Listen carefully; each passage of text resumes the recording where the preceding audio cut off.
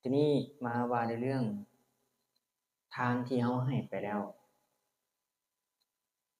ได้รับผลหลายได้รับอานิสงส์หลายเนาะ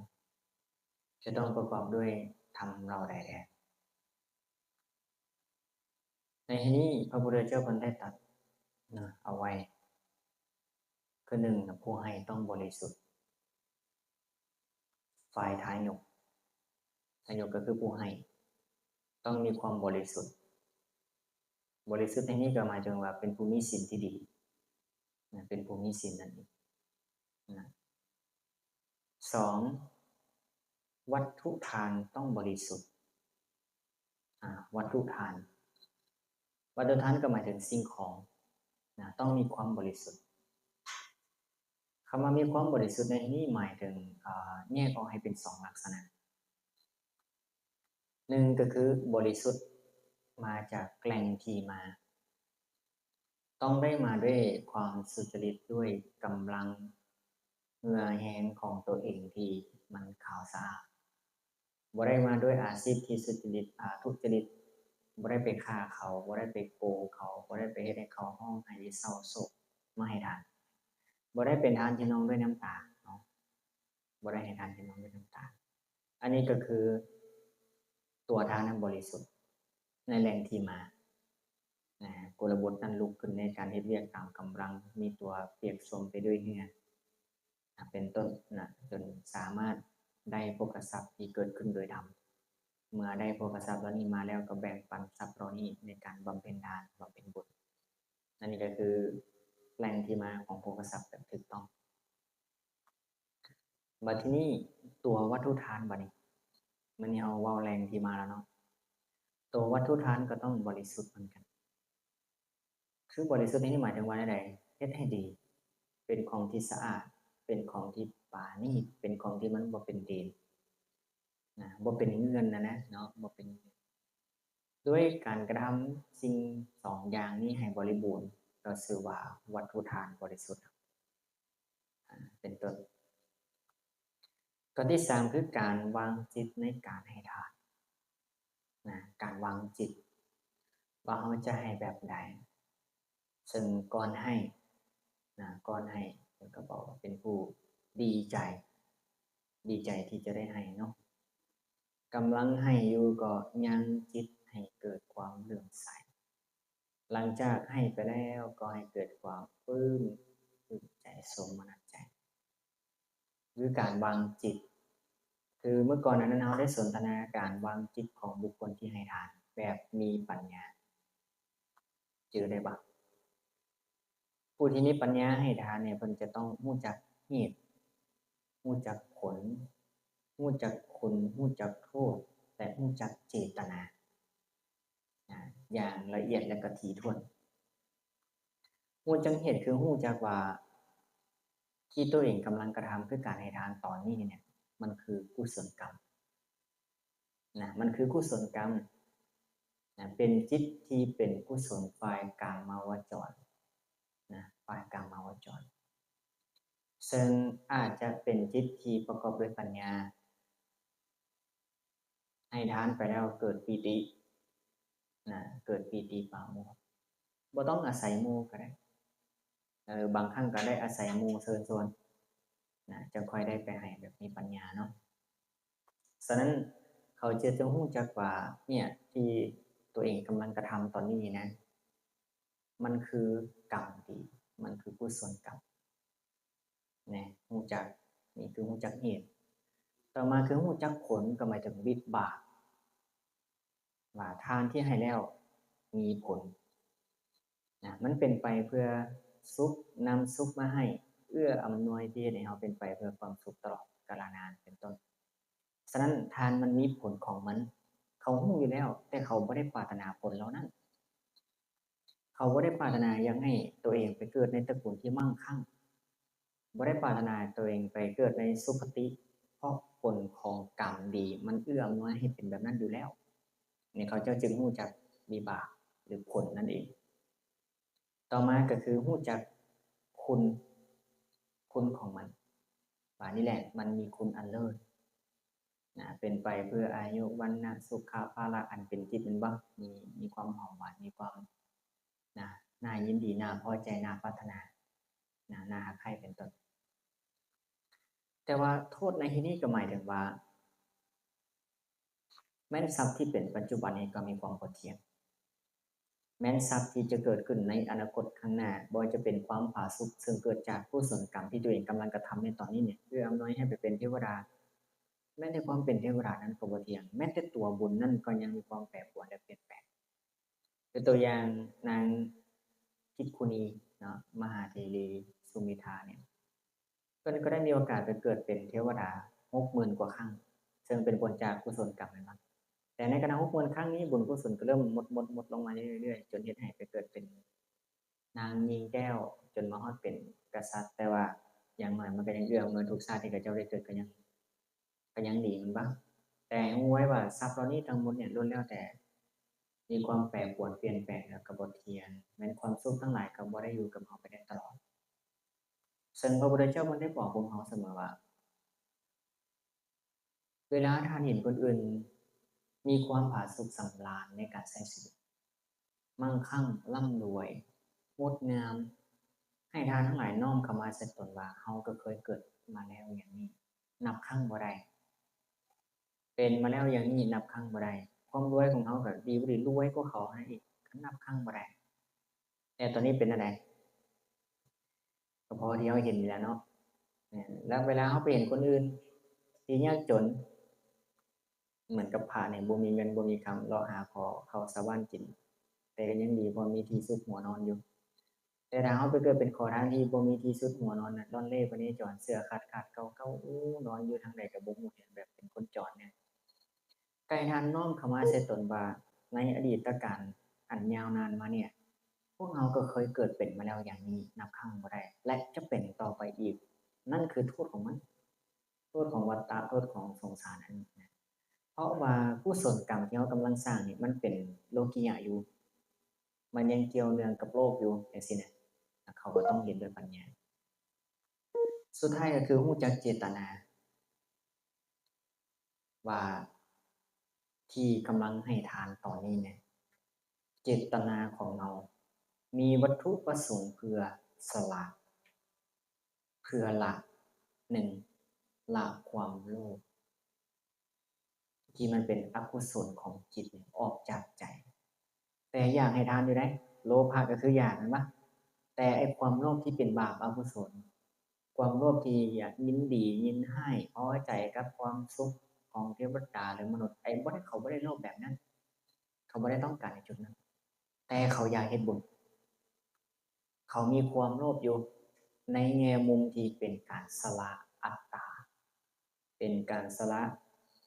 สิ่งของที่เป็นของตนเห็นมาพระเจ้าบอกว่าให้แล้วบ่รู้สึกเสียดายบ่มีความหวงแหนบ่มีความเป็นเจ้าเข้าเจ้าของในวัตถุทานนี่นะให้ไปแล้วเป็นอันสละแล้วสิ่งใดที่สละไปแล้วบ่คิดเอาคืนนั่นหมายความว่าเฮาให้เพื่อละความหวงแหนละความยึดติดละความสำคัญในวัตถุว่าเป็นของตนที่ให้แต่หลายคนเวลาให้ทานเนี่ยนั่นเป็นของข้าพเจ้าเองข้าพเจ้านี่แหละเป็นคนให้ดังนี้เป็นต้นแต่ผู้มีปัญญามันจะบ่ได้เห็นแบบนั้นแต่จะเห็นว่าแม่นตัววัตถุทานนี่ก็มีความแปรปรวนเปลี่ยนแปลงบ่เที่ยงมันก็บ่ได้เป็นของเราแบบถาวรมันก็ตั้งอยู่ได้บ่นานคือตัวอย่างอาหารที่นำมาตัวอย่างตอนเช้าเนี่ยพอตกตอนสวยอาหารเหล่านี้ก็เป็นอย่างอื่นไปแล้วแปรผันไปแล้วมันบ่ได้แม่นเป็นของเราไปได้ตลอดตัวอย่างเด้อว่าคือตัวอย่างคือประตูที่ว่าสินึ่งข้าวมื้อนี้ตอนเช้านะแล้วประตูว่าแอบข้าวนี่เป็นของข้อยข้าวนี่เป็นของข้อยแล้วปะไว้เบิ่งมื้ออันเอาอยู่ในแอปเขาแหละเขายังจะคงสภาวะเก่าให้เป็นแบบของเจ้าไปได้ตลอดบ่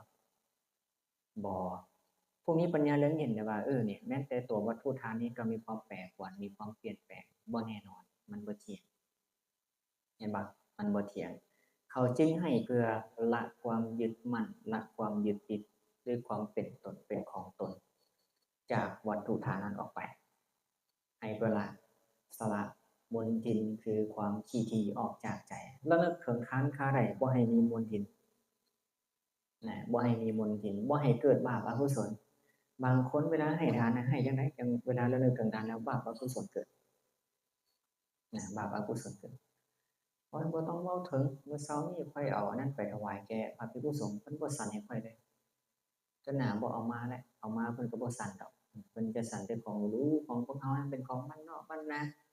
เพิ่นบ่สั่นให้เฮาดอกเพิ่นว่ากระแทกแดกดันเอาเย้ยหยังน่ะท่าทางหยังก็ว่าไปเนาะสุดท้ายก็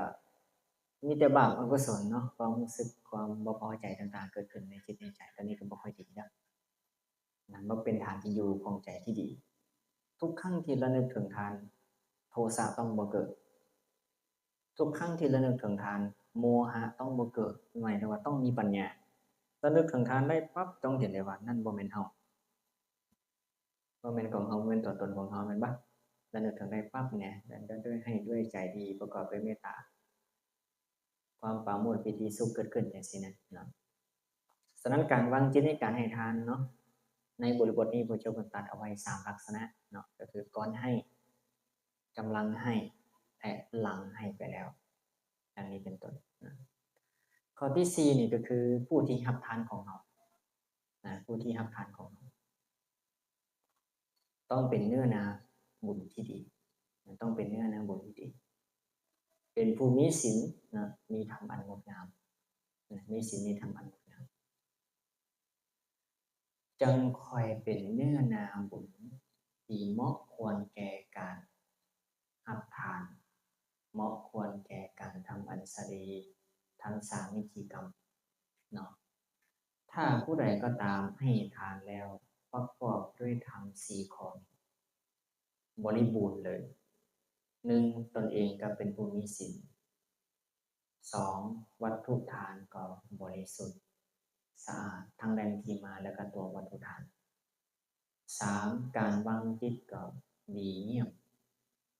นะบ่ได้มีความห่วงแหนเป็นเจ้าเข้าเจ้าของในตัววัตถุทานนั้นเลย4ก็คือผู้รับทานเป็นผู้บริสุทธิ์นะผู้รับทานเป็นผู้บริสุทธิ์เมื่อเหตุปัจจัยครบทั้ง4อย่างนี้ทานที่ทายกผู้ให้นั้นให้ไปแล้วเนี่ยในลักษณะหรืออาการชนิดจัดเป็นทานที่มีผลใหญ่มีอานิสงส์มีผลหลายก็ว่าแม่นอยู่4ข้อพอจำได้เนาะ1ผู้ให้ต้องมีศีลหรือว่าบริสุทธิ์2วัตถุทานต้องบริสุทธิ์3การวางจิตต้องดี4ผู้รับทานต้องบริสุทธิ์นะผู้รับทานต้องบริสุทธิ์เนี่ยเมื่อมีประกอบด้วยทั้ง4ประการนี้ก็คือทานที่เราให้ไปก็จะเป็นการที่ผลดีเนาะมีผลดีซึ่งในพระสูตรนั้นพระพุทธเจ้าเพิ่นได้อธิบายเกี่ยวกับผู้ให้บริสุทธิ์ผู้รับบริสุทธิ์นะเมื่อบริสุทธิ์ทั้งสองฝ่ายจัดว่าเป็นเลิกแต่ถ้าผู้รับบริสุทธิ์ผู้ให้บ่บริสุทธิ์ก็ยังดีอยู่ดีตัวเพราะผู้รับบริสุทธิ์ยังมีผลที่ยิ่งใหญ่อยู่ได้นี่ได้ถึงแม้นเขาเจ้าจะบ่สามารถกระทำตนให้บริสุทธิ์ได้ด้วยตัวเองและวัตถุทานด้วยจิตของตนเองนะแต่ว่าผู้รับของเขาเจ้าตัวอย่างคือพระปัจเจกพุทธเจ้าหรือพระอรหันต์เนี่ยสินะผลมันก็ยิ่งใหญ่ด้วยพื้นนาของเขานั้นต่อมานี่แม่นผู้ให้นี่บริสุทธิ์แต่ว่าผู้รับบ่บริสุทธิ์อย่างน้อยก็ยังดียังดีกว่าผู้ให้ก็บ่บริสุทธิ์ผู้รับก็บ่บริสุทธิ์เห็นบ่ดังนี้เป็นต้นฉะนั้นนี่ก็คือเนาะลักษณะทานที่ให้ไปแล้วมีผลหลายนะมีผลหลายประกอบไปทำ4อย่างนี้เนาะทีนี้ว่าเรื่องผลที่ได้รับจากการให้ทานมีทั้งผืนนาเนาะผืนนาบุคคลต่างๆซึ่งแยกออกให้เป็น2ลักษณะ1คือการให้ทานแบบบุคระแบบบุคคลนะแบบบุคคลแบบเจาะจงเนาะแบบเจาะจง2เป็นการให้ทานในสงฆ์การให้ทานในสงฆ์ซึ่งการให้ทานในสงฆ์นี้มีผลหลายกว่าได้การให้ทานแบบบุคคลนั้น จะไล่เลี้ยงกันในด้านแบบบุคคล14ลักษณะให้พวกเราได้เข้าใจไปนำกันเนาะพระพุทธเจ้าตรัสไว้1บุคคลใดให้ทานแก่สัตว์เดรัจฉานนะมีจิตใจอยากจะอนุเคราะห์มันอยากจะสงเคราะห์มันอยากจะช่วยเหลือมันให้มันใช้ชีวิตสำราญด้วยทานที่เราได้ให้ไปกับมันย่อมบังบุญทักษิณาทานได้ห้อยเท่านะถ้าสมมติได้ตอบแทนก็คือมาประมาณห้อยเท่าบางมองบนอธิบายว่าห้อยซาดนะประมาณนั้น2บุคคลใดให้ทานแก่มนุษย์ผู้ที่ทุศีลหมายถึงว่ามนุษย์ที่มีศีลบ่บริบูรณ์ย่อมบังผลทักษิณาทานได้1,000 เท่านะ1,000 เท่าบางคนบอกว่าบ่ต้องเฮ็ดดีกับคนดอกเฮ็ดดีไปก็บ่มีความหมายอีหยังไปเฮ็ดดีกับหมายังดีกว่าแต่เจ้าต้องเฮ็ดดีกับหมา10เทื่อจังค่อยเท่าให้แกเฮ็ดดีกับคนเทื่อนึงเห็นบ่นั่นคือความแตกต่างนะได้บุญอยู่แล้วเนาะได้เป็นกุศลแต่ว่าจะต้องได้เฮ็ดกับหมา10เทื่อจังค่อยเป็นกุศลเท่ากับการให้กับคนเทื่อนึงที่ทุศีลทีนี้การให้ทานแก่มนุษย์ที่มีศีลย่อมบังผลทักษิณาทานได้100,000 เท่าในตู้เริ่มเห็นความแตกต่างแล้วป่ะบังผลทักษิณาทานได้100,000 เท่าที่นี่เนี่ยในตู้เวลาที่พวกท่านไปเฮ็ดบุญอยู่บ้านเนี่ยสมัยก่อนเนี่ยคนสมทานศีลอีหลีได้ก่อนให้ทานเนี่ยสมทานศีลและรักษาศีลบ่ได้บนเมากันคือทุกมื้อนี้ได้บ่มีการมาเสพเนื้อนั้นอีหยังกันฟดฟื้นอีหยังต่างๆเนาะนะพากันถือศีลอีหยังกันคักแน่เนาะเฮาก็ยังว่าให้ทานกันถือว่ายังพอมีผลแต่ถ้าญาติโยมเฮ็ดแจกอีหยังอยู่บ้านเราแบบว่าเลี้ยงคนหลายๆคนมีศีลแน่คนบ่มีศีลแน่แบบสเปะสปะกันไปเฮาก็ยังได้ผลหลายได้นี่แหละเห็นบ่ได้ผลที่หลายอยู่แต่ถ้ามีงานปฏิบัติธรรมบัดไม่ให้สังฆทานจาก1ครั้งตอนเช้าบ่ได้หลายดอกตามกำลังของพวกเราถวายทานในสงฆ์ภิกขุสามเณรและแม่ขาวแม่ชีออกตนนิยมที่เขามาเพื่อที่จะรักษาศีลเพื่อที่จะปฏิบัติตั้งเจตนาในการรักษาศีลนะเราให้ทานเราคิดว่าผลมันจะขนาดใดให้เขามีศีลได้ได้ถ้าเขารักษาให้บริบูรณ์ได้ตาดีเป็นมือทำอิฐนี่เลยเนาะพากันสมาทานเรียบร้อยปั๊บตกเช้ามาทีนี้แล้วก็พากันถวายเพิ่นจึงมีประเพณีกันเด้ว่าให้ทานแก่พระบวชใหม่เนี่ยได้บุญหลายเพราะว่าเพิ่นศีลบริบูรณ์เอาเงินใส่ถุงยามให้เพิ่นตั้งแต่พุทธไปถึง10พุ่นว่าคิดว่าสิได้บุญแต่ว่าเอาเงินใส่ในถุงญาติโยมก็เอาเงินปอนใส่เพราะคิดว่าการกระทำสิ่งนี้ได้บุญหลายแต่หาฮู้บ่ว่าภิกขุบ่สามารถทำเงินแลกขันได้ในตู้เห็นบ่ทีนี้การให้ทานแก่สมณพราหมณ์เราอื่นนอกศาสนานักบวชนอกศาสนาแต่เขาเจ้าปราศจากกามนะยอมหวังผลทักษิณาทานได้100,000 โกฏหลายกว่าคนปกติโกฏหนึ่งก็10 ล้าน100,000 โกฏก็เอา10 ล้านคูณ100,000ไปคูณเบิ่งไหมตุ๊แสดงมันคุ้มบ่นี่คุ้มบ่แค่เฮาไปเห็นนักบวชผู้ใดก็บ่ฮู้นะใส่ชุดขาวหรือบ่ใส่ชุดขาวแต่ว่าเขาเจ้าชอบใจกับการเจริญสมบัติเจริญสมาธิปฏิบัตินะแค่เฮาแบบน้อมถวายสิเนี่ยมันก็ยังเป็นกุศลได้มากล้นถึงขนาดนั้นมากล้นถึงขนาดนั้นเห็นบ่จริงถ้าผู้ใดก็ตามที่ให้ทานหลายกว่านี้แต่บ่ได้ให้ทานแก่โสดาปัตติมรรคหรือพระโสดาบันโสดาปัตติผลถึงแม้ทานนั้นจะมีมากมายก่ายกองมีบักหลายแต่ทานนั้นก็บ่สู้ให้แก่พระโสดาบันผู้เดียวบริโภคตัวอย่างจะยกเรื่องราวที่พระเจ้าเพิ่นเคยกล่าวเอาไว้เพิ่นได้ย้อนทวนถ้อยคำสมัยที่เพิ่นเคยเกิดเป็นพราหมณ์คนหนึ่งพราหมณ์คนนี้มีชื่อว่าเวรามะพราหมณ์แต่เพิ่นบ่ได้ย้อนทวงเพิ่นไปเรื่องพระเวทสมัยพระเวทเพิ่นก็ให้ทานเป็นมหาทานอยู่เนาะแต่ว่าเพิ่นไปย้อนเท้าความคืนสมัยตอนเพิ่นเคยเกิดเป็นพราหมณ์คนหนึ่งชื่อว่าเวรามะพราหมณ์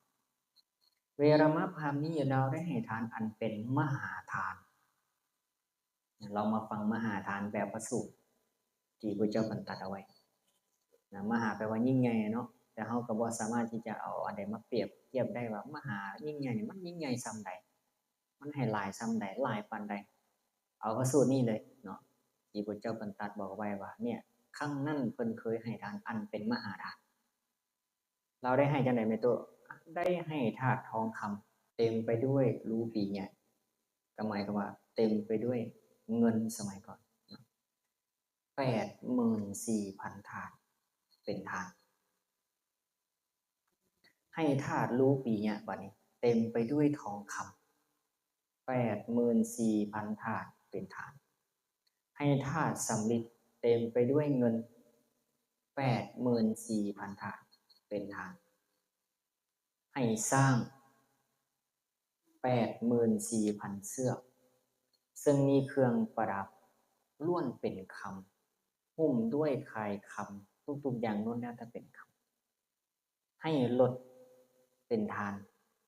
84,000 คันบ่แม่นรถกินน้ำมันคือเดียวนี้ได้รถเกวียนสมัยก่อนเนาะรถเกวียนให้แก่คนที่ต้องการเนี่ยนะผู้ที่บ่มีเกวียนบ่มีเงินทุนทรัพย์ที่จะเอาไปขนข้าวขนน้ำเดินทางใช้งัวใช้หยังเดินให้ไปเลย84,000 คันพร้อมใช้เอาไปใช้ได้เลยเป็นยานพาหนะสมัยก่อนนะเราให้84,000 คันบ่ได้ไหม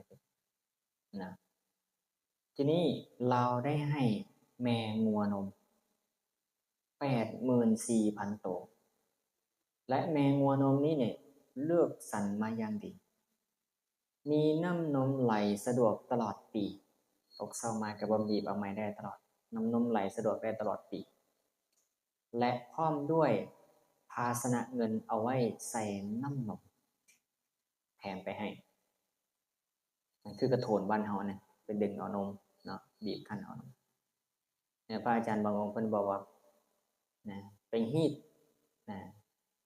ไปฮีดงัวจนตายว่าซั่นเพิ่นบ่เข้าใจภาษานะไปฮีดงัวจนตายแล้วอาตมาก็เลยบอกบ่แม่นไปฮีดงัวเด้อครับรีดนมงัวบ้านเฮาไปบีบคั้นเอานมน้ำนมมันน่ะนะจนมันเหือดแห้งพระสูตรนี้เพิ่นอธิบายเหมือนกับที่ผู้ไปประพฤติเบียดเบียนตระกูลญาติโยมที่เขาเจ้าภาวนาไว้ไปพูดเขาเจ้าเอาของเขาเจ้าจนเฮ็ดให้เขาเจ้าลำบากนะซึ่งเป็นการกระทำที่บ่ดีมันบ่แม่นไปบีบงัวจนตายบ่แม่นแบบนั้นเนาะบ่แม่นแบบนั้นแต่ที่มักได้ยินเรื่อยๆก็คือครูบาอาจารย์เพิ่นมักจะบอกว่าวัดหนึ่งสามารถรับกฐินได้วันละครั้งห้ามเกินนี้ว่าซั่นนะถ้าเกินนี้ก็แม่นเฮ็ดผิดบ่ถูกต้องตามพุทธพจน์ตามคำสอนของพระพุทธเจ้าอยากจะอธิบายให้เข้าใจว่าวัดหนึ่งสามารถรับกฐินได้2 ครั้งได้2 ครั้งได้นะแต่กฐินตัวที่1สงฆ์ต้องร่วมใจกันดอกบ่ให้เป็นกฐินแล้วกฐินนั้นต้องมาด้วยการที่มันมาด้วยความชอบธรรมบ่ได้มาด้วยการนัดหมายบ่ได้มาด้วยการทำนิมิตมื้อวานนี้แม่ตู้เบมาเฮ็ดกฐินคณะสงฆ์ก็รับแต่ว่าอันนี้ขบวนที่2ยังบ่ได้มาปักเทื่อแต่ว่าแม่ตู้เบเนี่ยเอามาถวายมีเจตนาจะเฮ็ดกฐินครูบาอาจารย์เฮ็ดให้แล้วเป็นกฐินสำเร็จแล้วอีกอาทิตย์นึงต่อมาแม่ข่าววิไลบัดมาปักขอถวายกฐินบัดเราได้มาแล้วครูบาอาจารย์อยู่ในวัดก็เลยบ่อยากให้เรานี่เสียศรัทธาเพราะมันได้มาแล้วก็เลยร่วมใจกันคณะสงฆ์ดอกกฐินตัวเก่าเพื่อจะรับกฐินตัวใหม่เฮ็ดให้เป็นกฐินเนี่ยแบบนี้เนี่ยสามารถได้เป็น2 ครั้งแต่เพิ่นบ่นิยมกันเพราะมันเป็นความมากๆแต่ว่าเหตุการณ์นี้บ่แม่นความมากๆของพระเพราะว่ามันมีศรัทธาเข้ามาก็มีจุดประสงค์ที่จะถวายอยากให้มันเป็นกฐินครูบาอาจารย์เพิ่นก็บ่อยากเฮ็ดให้มันเสียแต่มาในปัจจุบันคณะเฮ็ดแบบนี้นี่เขาก็สิมองเอาว่ามากๆเพิ่นก็เลยรับได้ทีละวัดก็เลยกลายเป็นความเข้าใจผิดว่าวัดหนึ่งต้องได้รับทีละครั้งห้ามเกินสินะไปห้ามเกินอีกนี่อันนั้นบ่ให้ไปอธิบายแบบนั้นนะเพราะอันตรายแรงขนาดเดียวมันจะผิดเพี้ยนไปเนาะมันจะผิดเพี้ยนไปต้องไปอ่านกฐินขันธกะให้ดีๆซึ่งนั้นมีรายละเอียดที่เพิ่นบอกไว้ชัดเจนอยู่แล้วนี่เราได้ให้ งัวที่มีน้ำนมไหลสะดวกนี้แล้วเนี่ยเราได้ให้หญิงสาวผู้หญิงที่งดงามไปเนี่ยเนาะ84,000นางประดับประดาด้วยตุ้มหูที่งดงามให้บัลลังก์84,000บัลลังก์นะให้ผ้า84,000โกฏ84,000โกฏโกฏหนึ่งกับ10 ล้านผ้า84,000โกฏเป็นผ้าเปลือกไม้แดงผ้าฝ้ายแดงผ้าปานแดงมีเนื้อละเอียดบ่ต้องกล่าวไปถึงการให้ข้าวให้น้ำเพิ่นว่าการทานข้าวทานน้ำเนี่ยแจกจ่ายเนี่ยให้เบิ่งแม่น้ำไหลออกอยู่บ่เซาไหลออกอยู่บ่เซาดูลากหบดีนะพระเจ้าบอกท่านอาจจะคิดจังซี่ว่าผู้อื่นในสมัยนั้นเป็นเวรามะพามผู้ที่ให้ทานอันเป็นมหาทานนั้นแต่ทานบอกควรคิดอย่างนั้นสมัยนั้นเฮานี่แหละเป็นเวรามะพามเฮาได้ให้ทานอันเป็นมหาทานอย่างนี้ก็ในทานนั้นบ่มีผู้ใดที่เป็นทักขิเนยเนี่ยบุคคลภัยผู้ใดบ่อาจสำระทักขินาทานนี้ให้หมดจดได้คหบดีทานที่บุคคลให้แล้วผู้ถึงพร้อมด้วยจิตติคือพระโสดาบันเพียงผู้เดียวบริโภคมีอานิสงส์หลายกว่าทานทีเวลามะพามเล่าให้มาที่ว่ามาเมื่อกี้เนี่ยทั้งหมดนั้นสมมติทางมีตูนเห็นพระมันไปใส่บาตรเอาบุ้งดอกว่าองค์ใดปฏิบัติดีปฏิบัติชอบมีปฏิปทาแบบใดมีคุณธรรมแบบใดแต่ถ้าบังเอิญเจ้าโชคดีไปพ่อกับผู้ที่เป็นถึงความด้วยจิตติใส่บาตรให้เพิ่นเธอเดียวให้เพิ่นสั่นให้เพิ่นบริโภคให้มีผลหลายกว่าเวลามาพามที่เราให้ที่ว่ามาอันเป็นมหาทานนี้มันคุ้มปะคุ้มยิ่งกว่าคุ้มอีกมันปะคุ้มยิ่งกว่าคุ้มอีกฉะนั้นถ้าผู้ใดให้ทานเนาะในทานพระโสดาบันผู้เดียวบริโภคย่อมบังผลบ่ได้ประมาณบ่ได้นับบ่ได้แต่ให้ทานแก่พระโสดาบันห้อยเทือห้อยองค์หรือว่าห้อยทานบริโภคเนี่ยอานิสงส์ก็บ่เท่าให้แก่พระสกทาคามีครั้งหนึ่งให้ทานแก่พระสกทาคามีห้อยครั้งอานิสงส์บ่เท่าให้แก่พระอนาคามีครั้งหนึ่งให้ทานแก่พระอนาคามีห้อยครั้งอานิสงส์บ่เท่าให้แก่พระอรหันต์ครั้งหนึ่งให้ทานแก่พระอรหันต์ห้อยครั้งอานิสงส์บ่เท่าให้แก่พระปัจเจกพุทธเจ้าครั้งหนึ่งให้ทานแก่พระปัจเจกพุทธเจ้าอานิสงส์บ่เท่าให้แก่ตถาคตผู้อรหันตสัมมาสัมพุทธะหนึ่งครั้งส่วนให้ทานแก่พระตถาคตเนี่ย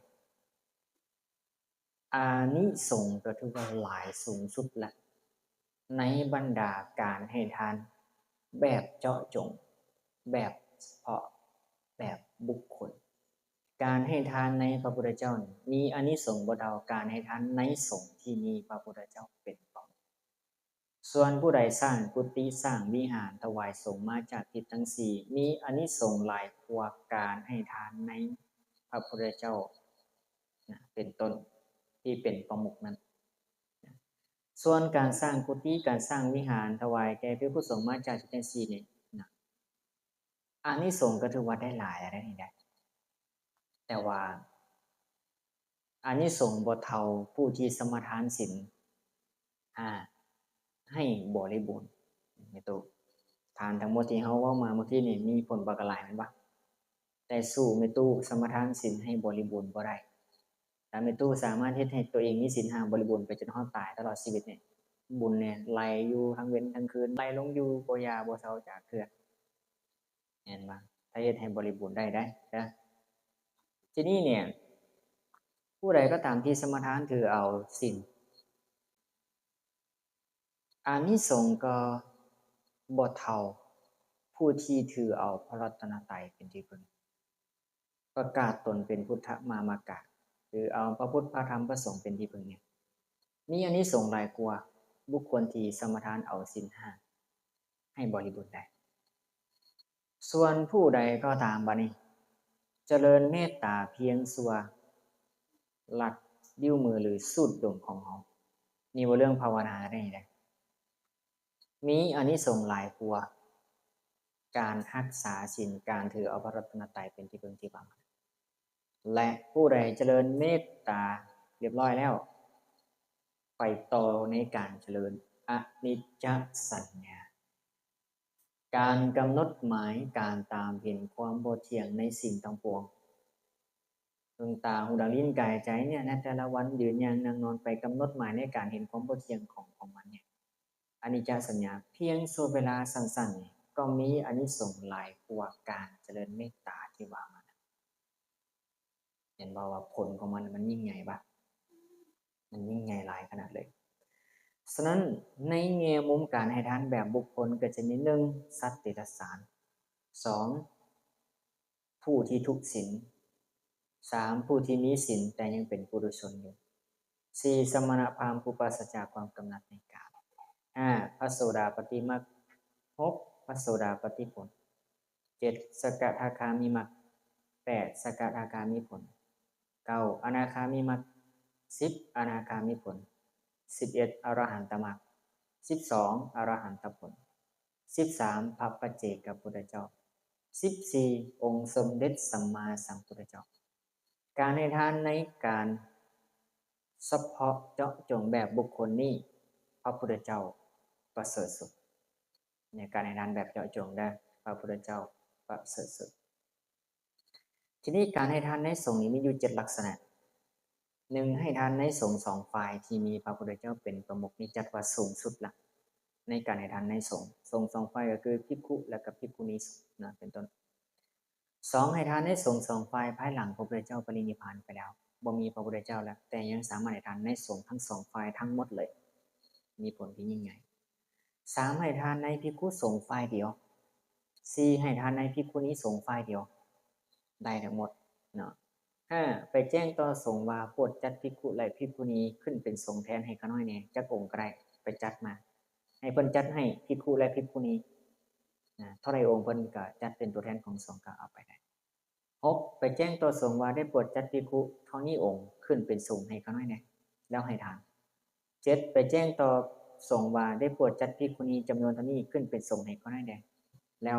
ให้ทานนี่ก็ถือว่าเป็นการสำเร็จการให้ทานในสงฆ์ซึ่งการให้ทานในสงฆ์คืออาตมาได้กล่าวไปว่าการให้ทานในสงฆ์ที่มีพระพุทธเจ้าเป็นประมุขและสงฆ์2ฝ่ายจัดว่าประเสริฐสุดและในแง่มุมนี้พระพุทธเจ้าเพิ่นได้ตรัสกับพระอานนท์เอาไว้ว่าอานนท์ในกรณีนี้ในอนาคตการจะมีเราภิกขุโคตรภูมีผ้าจีวรพันคอเป็นคนทุศีลมีบาปธรรมคนทั้งหลายจะถวายทานเฉพาะสงฆ์ได้ในเหล่าภิกขุผู้ทุศีลเหล่านี้มีโอกาสจะถวายทานในอนาคตข้างหน้าได้เขาบ่สามารถมีสิทธิ์เลือกมีโอกาสจะถวายก็มีตั้งแต่สงฆ์ที่ทุศีลเหล่านี้นะเป็นต้นอานนทกินาทานที่ถึงแล้วในสงฆ์แม้แต่ในเวลานั้นเฮากล่าวว่ามีผลบ่ได้ประมาณบ่ได้แต่เฮาบ่กล่าวว่าการให้ทานแบบเจาะจงบุคคลว่ามีผลหลายกว่าทักษิณาที่ถึงแล้วในสงฆ์โดยปริยายใดๆเลย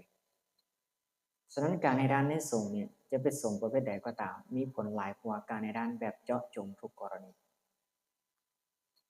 ฉะนั้นทุกๆครั้งน้อมจิตปากันให้ทานเนี่ยให้ทานในสงฆ์เด้อ